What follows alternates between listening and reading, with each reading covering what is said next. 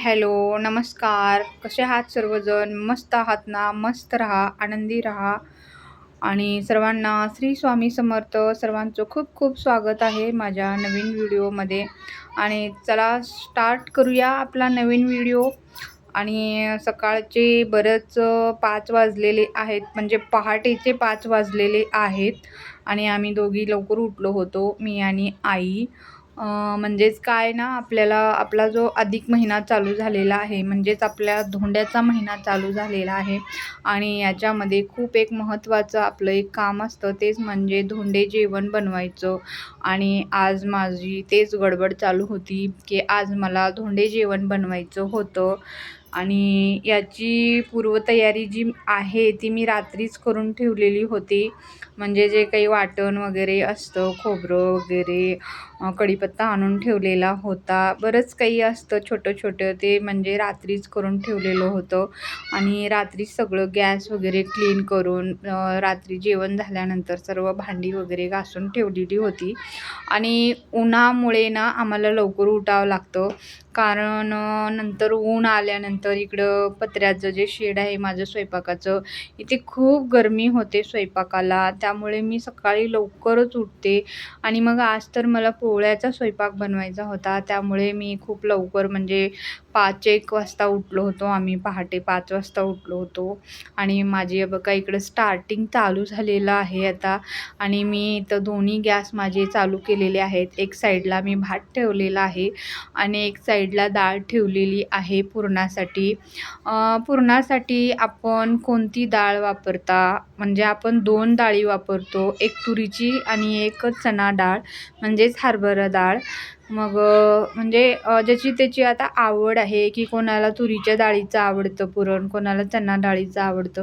आमच्या इकडे तर तेच म्हणजे हरभऱ्याची डाळीचंच खातात, तुरीच्या डाळीचं नाही जमत, कारण जरा जास्ती म्हणजे पित्ताचा त्रास होतो, त्यामुळे हरभऱ्याच्या डाळीचंच पुरण आवडतं. आणि गोड पोळी सगळ्यांना आवडते, त्यामुळे मी इकडे हरभऱ्याची डाळ ठेवलेली आहे आणि भात ठेवलेला आहे एक साईडला. आणि आता माझी तयारी दुसरी चालू आहे, ते म्हणजे आपलं भजे, पापड, कढी आणि तोंडी लावण्यासाठी एखाद भाजी करायची असते. मग त्याच्यामध्ये बटाटा आणि वांग्याची भाजी असते, किंवा नुसतीच वांग्याची भाजी असते, किंवा मटकीची पण भाजी करतात. आणि आज मी बटाटा आणि वांगं खायचं नाही, त्यामुळे आज मी मटकीची भाजी करणार आहे.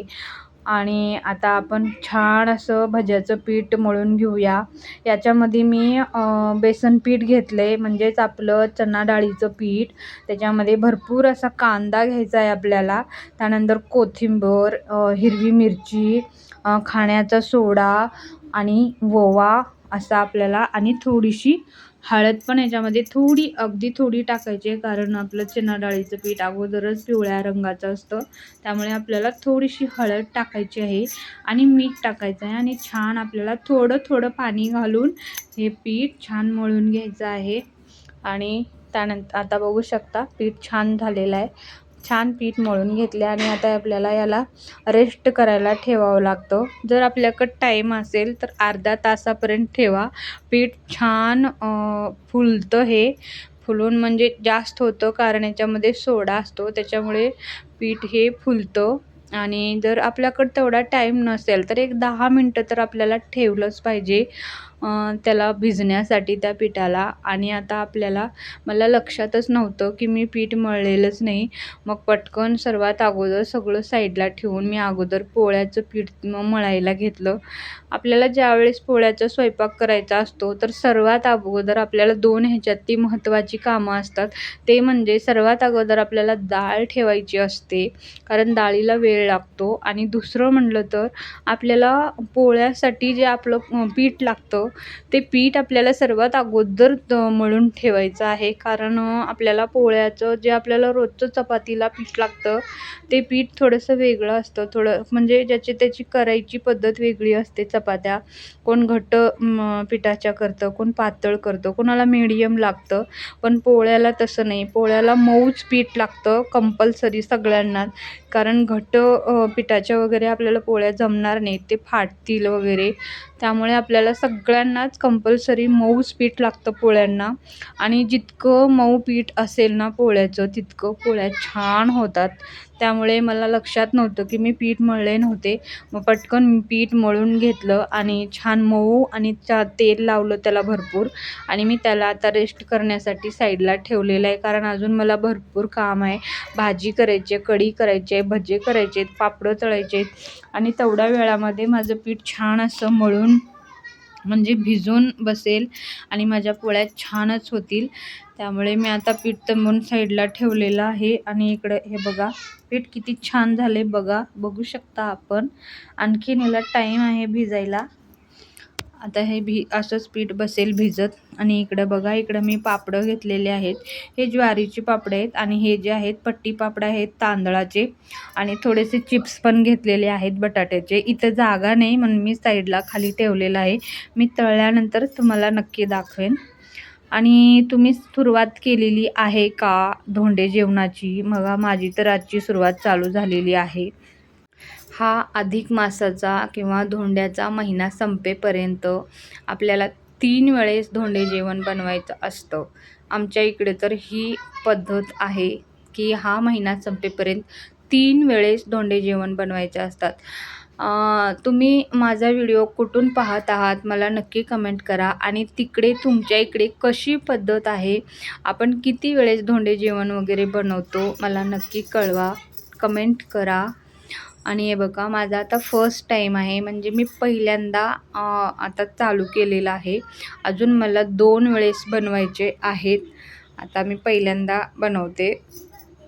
आणि इथं आपल्याला आता पापड तळून घ्यायचे आहेत. त्यासाठी मी कढईमध्ये 1 पाव किलोच्या जवळपास तेल टाकलेलं आहे. आणि भजे आणि पापड ज्यावेळेस आपण तळायला घेतो या पोळ्याच्या स्वयंपाकाला, तर या तेलामध्ये आपल्याला सर्वात अगोदर पापड तळायचे आहेत. कारण भज्याला जे तेल लागतं ते खूप गरम लागतं, कडक कडकडीत लागतं. आणि पापडाला जे आहे ते मीडियममध्ये लागतं, नाहीतर आपले पापड लाल होतात, करपतात. आणि हे बघा इकडे हे तेल खूप गरम झालेलं आहे. असं तेल नको आहे आपल्याला, थोडंसं मीडियममध्ये तेल पाहिजे. हा बघा इकडे खूप गरम तेल झालं, त्यामुळे बघा माझं पापड लाल झालेलं आहे. का असं व्हायला नको. मीडियममध्ये तेल आपल्याला घ्यायचं आहे. तर आपले पापड हे असे लाल होणार नाहीत. आणि आता आपण मी आता गॅस लहान केलेला आहे. आणि आपण दुसरा पापड पाहू शकता की आता थोडासा पांढरा निघाला आहे हा पापड, कारण मी गॅसची जी हीट आहे ती कमी केलेली आहे. असं तुम्ही करू नका. अगोदर तेल कडकडीत गरम करून घ्या, मग गॅस चक्क बारीक करा. आणि नंतर थोडेसे आपण पापड तळून घेतल्यानंतर मग थोडा आपल्याला गॅस मीडियममध्ये ठेवायचा आहे, मग आपले पापड तळायचे आहेत. आणि ज्यावेळेस आपण भजे तळू त्यावेळेस आपल्याला गॅस फुल लागतो, नाहीतर आपण कमी गॅसवर भजे तळून आपले भज्यामध्ये पूर्ण तेल असं जाऊन बसतं, ते तळतच नाहीत लवकर. त्यामुळे आपण भज्यांना आपल्याला गॅस फास्ट लागतो.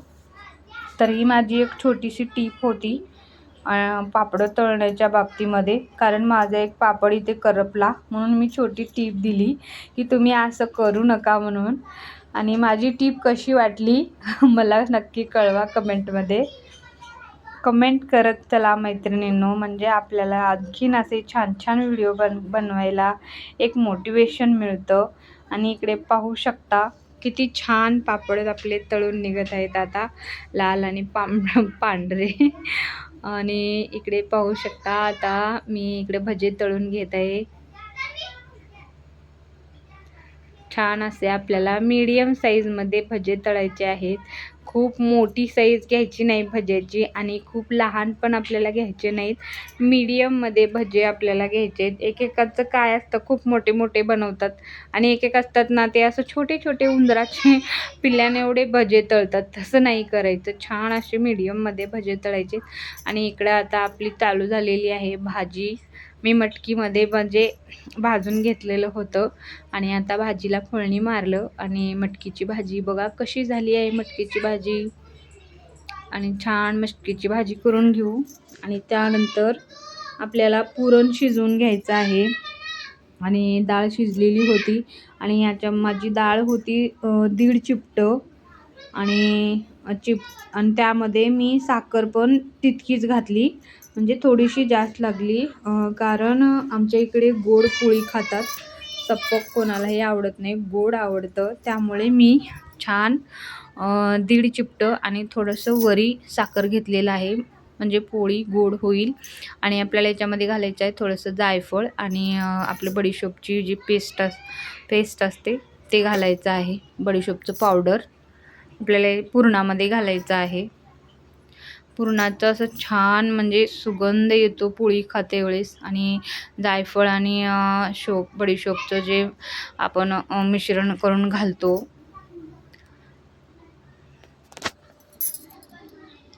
त्यामुळे पोळीला खमंग असा वास येतो आणि पोळी खायला पण छान लागते. आणि इकडं माझी हे बघा आपली मटकीची भाजी तयार झालेली आहे. आणि आपलं पुरण बघा किती छान शिजते. आणि वरून मी जायफळ घातलेलं आहे आता, आणि थोडीशी बडीशोपची पावडर टाकलेलं आहे. आणि आपल्याला आता पुरण छान शिजवून घ्यायचं आहे. ह्याला हे पूर्ण जे पाणी आहे या पुरणामध्ये जे दिसत आहे, हे पाणी पूर्ण आटलं पाहिजे. त्याच्यामध्ये इतकं पाणी राहायला नको. आणि थोड्या थोड्या डाळिंब्या ह्याच्यामध्ये दिसत आहेत, म्हणजे डाळ अख्खी दिसत आहे. ही पण डाळ पूर्ण असं मॅश झालेली पाहिजे. आणि त्यानंतर घट्ट असं झालं ना, त्यावेळेस आपलं पुरण तयार होतं. आपण पाहू शकता मी पुरणपात्रामध्ये पुरण काढून घेतलेलं आहे. असं आपलं पुरण व्हायला पाहिजे. आणि लगेच आपल्याला गरम गरमच हे पुरण काढून घ्यायचं आहे. आणि आता या चाळणीमधून आपल्याला म्हणजे या पुरणपात्रातून गाळून घ्यायचं आहे. मी खाली एक भगोणं ठेवलेलं आहे आणि त्याच्यावर हे पुरणपात्र पकडले आणि त्याच्यातलं थोडं थोडं कुकरमधलं पुरण घेते. आणि पाहू शकता किती छान पुरण वाटलेलं आहे. असंच आपल्याला पूर्ण पुरण वाटून घ्यायचं आहे. आणि आपल्याला काढण्यासाठी मी इथे एक मोठी प्लेट घेतलेली आहे आणि त्याच्यामध्ये एक सुती कापड अंथरलेलं आहे. तर सुती कापड का अंथरलं असं म्हणताल, तर आपलं कसं पुरण ना जरा अजून मध्ये थोडंसं गरम गरम वाटायला घेतो ना, त्याच्यामध्ये थोडंसं म्हणजे पातळ असतं. त्यामुळे आपण असं एखाद्या सुती कापडावर आपण जे आपलं हे पुरण जे आहे वाटलेलं, जर आपण त्याच्यावर म्हणजे वाळण्यासाठी पसरवून ठेवतो, तर त्याच्यामध्ये जे काही एक्स्ट्राचं पाणी असतं हे ह्या कपड्यामध्ये निघून जातं आणि आपलं पुरण छान प्रकारे होतं. आपल्या पोळ्या छान होतात. त्यामुळे आपल्याला असं सुती कपड्यावर हे पुरण पसरवून घ्यायचं आहे. बघा मी किती म्हणजे कसं पसरवून घेते. असंच आपल्याला पूर्ण पुरण वाटून असं पसरवून घ्यायचं आहे छान सुती कपड्यावरती. आणि ते थोडंसं असं हडकतं, वाळतं. मग आपल्याला पोळ्या करायच्या आहेत. आणि आपल्याला पुरण असं घ्यायचं आहे बघा शिजवून. तेव्हा दाखवते तर अजून मध्ये पाणी होतं, पण असं चिटकलेलं असं शिजवायचं आहे आपल्याला पुरण. डाळ अशी शिजवायची आहे, त्यामुळे आपलं पुरण छान होतं. आणि ही भाजी पण आता ऑलमोस्ट तयार झालेली आहे. आता मी याचं गॅस बंदच करते. आणि त्यानंतर आता आपली नेक्स्ट जी तयारी आहे ती म्हणजे आता आपला दुसरा टास्क म्हणावा लागेल. आणि तो टास्क आहे तो म्हणजे कढी करण्याचा. आणि आपल्याला एक कांदा मी भाजून घेऊन वाटलेला आहे. इकडं कोथिंबीरीचं पेस्ट आहे, हे डाळीचं पाणी आहे. आणि इकडं मी आता गॅसवर एक तवली ठेवलेली आहे. म्हणजे आमच्या इकडं तवलीमध्ये कढी करतात, भगोण्यामध्ये वगैरे नाही, तवलीमध्येच कढी करतात. अगोदर आम्ही जी डाळ बनवायचो ते पण तवलीत बनवायचो, पण आता नाही, आम्ही भगोण्यात वगैरे बनवतो. पण कढी अजूनही आम्ही तवलीतच बनवतो. आणि बघा मी आता एक भांडं ठेवलेलं आहे, म्हणजेच तवली ठेवलेली आहे. त्याच्यामध्ये 2-3 चमचे तेल टाकलेले आहे. आणि आता जिरे मोहरी वगैरे टाकलं. आणि त्यानंतर मध्ये जो आपला कांदा आपण भाजून घेऊन वाटलेला होता, तो कांदा आपण ह्याच्यामध्ये टाकायचा आहे. त्यानंतर कांदा लाल झाला की आपल्याला खोबरं टाकायचं आहे.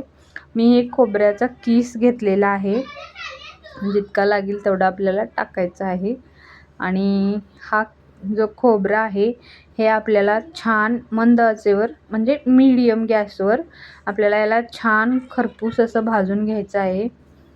आणि त्यानंतर आपल्याला टाकायचा याच्यामध्ये जो मसाला भेटतो आपला कढीचा, ज्याला आपण मसाला चिट्टी वगैरे म्हणतो, आमच्या इकडे भेटते, आम्ही ते हमखास वापरतो कढीसाठी. आणि तो मसाला टाकायचा आहे आणि त्यानंतर टाकायचं आहे आपलं घरातलं काळं तिखट, जे आपण घरी बनवतो काळं मिरचू, ते आपल्याला टाकायचं आहे. आणि मी आता टाकलेलं आहे. आणि इकडे टाकायचं आहे आपल्याला डाळीचं पाणी. वाव, आपण पाहू शकता कढीला किती सुंदर असं कढीला फोडणी बसलेली आहे. आणि हे आहे आपलं चिंचेचं पाणी, हे पण आपल्याला याच्यात टाकायचं आहे. मग आपली कढी गोड, आंबट आणि तिखट अशा प्रकारे खूप छान अशी कढी तयार होते. आणि वरून टाकायचं आहे चवीपुरतं मीठ. आणि थोडंसं चमचा फिरवून घेऊया आणि आपली कढी आता थोड्याच वेळात तयार होणार आहे. आणि हे बघा इकडे कढीला फोडणी किती सुंदर बसलेली आहे. आणि इकडे मी छोटे छोटे निवेदासाठी धोंडे तयार केलेले आहेत. आपल्याला निवेद दाखवायचं असतं घरात वगैरे, तुळशीला, मग त्यासाठी मी हे धोंडे तयार करून घेतलेले आहेत निवेदावर ठेवण्यासाठी. आणि इकडं कढी ठेवलेली आहे शिजायला. पाहू शकता आपण कढी किती छान शिजत आहे. आणि आपले धोंडे मी इथंच थोडंसं तव्यावर तेल टाकून यांना अगोदर मी भाजून घेणार आहे, तळून घेणार आहे. आणि नंतर मी पोळ्या टाकणार आहे. मग आपल्यासाठी धोंडे मी बनवणार आहेत. तर आता मी इथं निवेदासाठीचे धोंडे तयार करून घेतलेले आहेत. तर आपलं निवेदाचं मी ताट दाखवते तुम्हाला.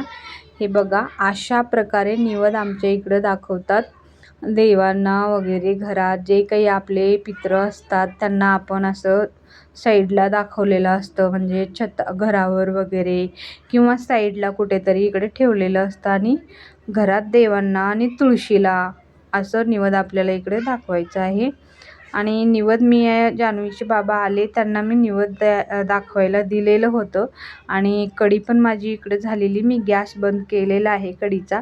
आणि माझं आता शेवटचं काम राहिलं आहे ते म्हणजे पोळ्या टाकायच्या आहेत. आणि मी हे पाहू शकता मी आता पोळ्या टाकत आहे.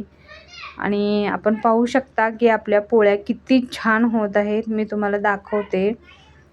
आपलं जर पुरण छान शिजलं आणि आपल्या पिठाची कन्सिस्टन्सी जर छान झाली तर आपल्या पोळ्या नंबर 1च होतात. आपल्याला थोडंसं पीठ घ्यायचं आहे, म्हणजे एवढं आपल्याला पुरण लागतं त्याच्या अर्धं आपल्याला पीठ घ्यायचं आहे. एक छोटीशी टीप आहे की जेवढं आपल्याला पुरणाचा गोळा लागतो त्याच्या अर्धं आपण पिठाचा गोळा घ्यायचा. आणि एक त्याची हातामध्ये पारी गोल गोल तयार करून घ्यायची आहे. आणि त्या गोळा जो आहे पुरणाचा त्याच्यामध्ये घालायचा आणि तो गोळा भरून घ्यायचा. आणि आपण पाहू शकता इकडे पोळी बघा किती छान झालेली आहे.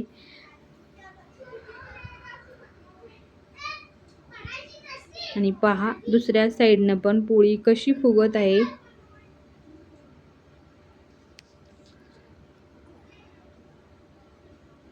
तुमच्याही पोळ्या अशाच होतात का? मला नक्की कमेंट करा. आणि माझ्या पोळ्या कशा झाल्यात, तुम्हाला आवडल्या का, तेही मला कमेंट करून नक्की कळवा. मला पोळी काढताही येत नव्हती, इतकी जास्त पोळी फुगलेली होती. बघा आपण पाहू शकता पोळी किती छान झालेली आहे. आणि अशाच प्रकारे आपल्या सगळ्या पोळ्या अशाच होणार आहेत. हे पाहू शकता मला ही पोळी साईडला पण काढता येत नव्हती.